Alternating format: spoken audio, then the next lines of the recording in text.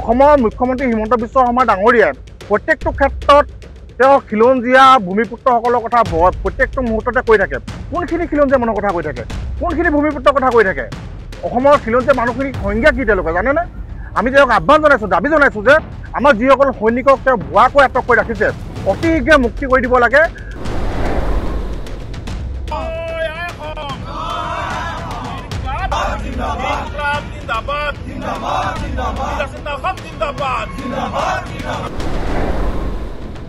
চৰকাৰৰ আমি ক'বলৈ বাধ্য হৈছোঁ, চৰকাৰ আচলতে স্বৈৰাচাৰী নীতি।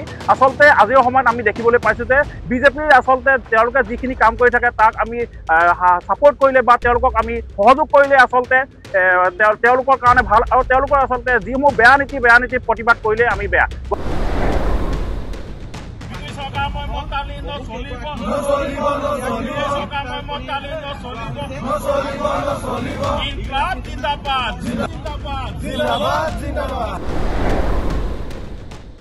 চাওক, বিলাসিতা অসমে যেতিয়াৰ পৰা জন্ম হৈছে খিলঞ্জীয়া মানুহৰ সুৰক্ষাৰ স্বাৰ্থত কাম কৰি আহিছে, যাতে অসমত খিলঞ্জীয়া ভূমিপুত্ৰ মানুহসকলে দ্বিতীয় শ্ৰেণীৰ নাগৰিকতে থাকিবলগীয়া পৰিৱেশ এটা যাতে নহয়, তাৰ কাৰণে বিলাসিতা অসমে সদায় কাম কৰি আহিছে।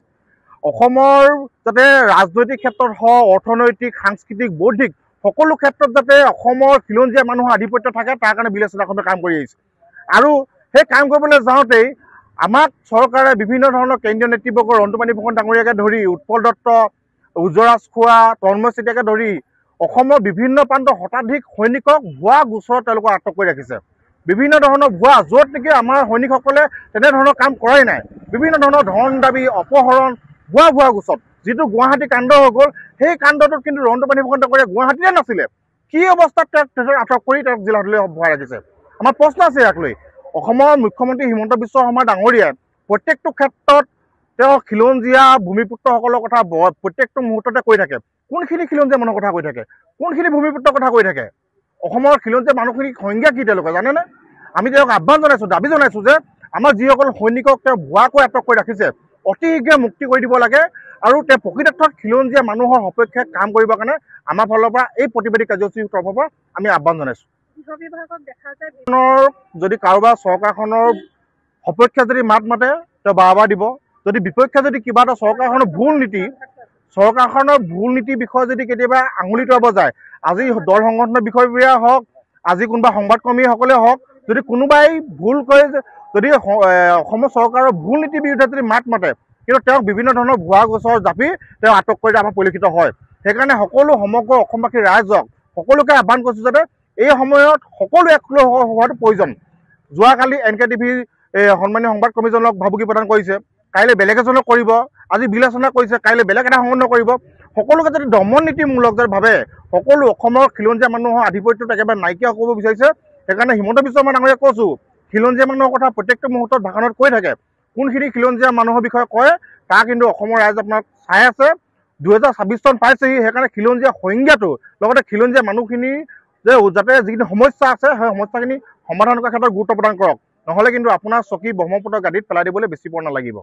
বিলাসী সেনা অসমে জন্মলগ্নৰ পৰাই আচলতে যিদৰে খিলঞ্জীয়া জাতি জনগোষ্ঠীৰ পক্ষত কাম কৰি আহিছে, আপোনালোক সকলোৱে জানে, খিলঞ্জীয়াৰ হৈ মাত মাতি আহিছে।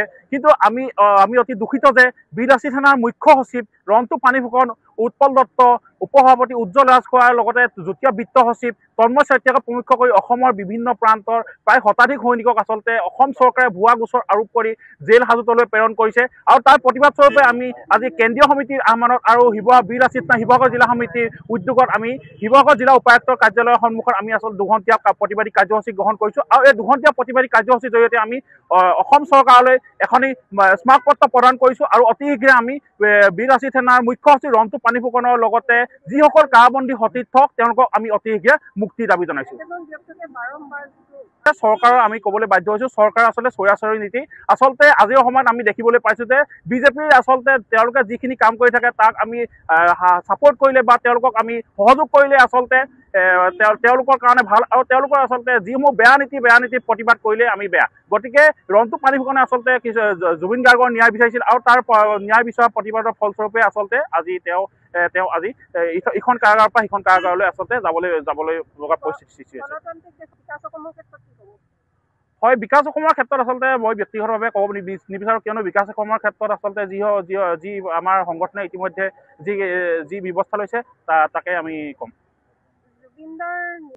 আজি কিছুদিনৰ আগত অসমৰ মাননীয় মুখ্যমন্ত্ৰী হিমন্ত বিশ্ব শৰ্মা ডাঙৰীয়াই তেওঁলোকে কৈছে যে 7 ডিচেম্বৰলৈকে তেওঁলোকে অসমবাসী অপেক্ষা কৰিবলৈ কৈছে। গতিকে আমিও বিলাসী থানাই আচলতে 7 ডিচেম্বৰলৈকে অপেক্ষা কৰিম, আৰু তাৰ পিছতহে আমি আচলতে তেওঁ শুদ্ধটোৱে কৰিলে নে অশুদ্ধটো কৰিলে তেতিয়াহে আমি বিলাসী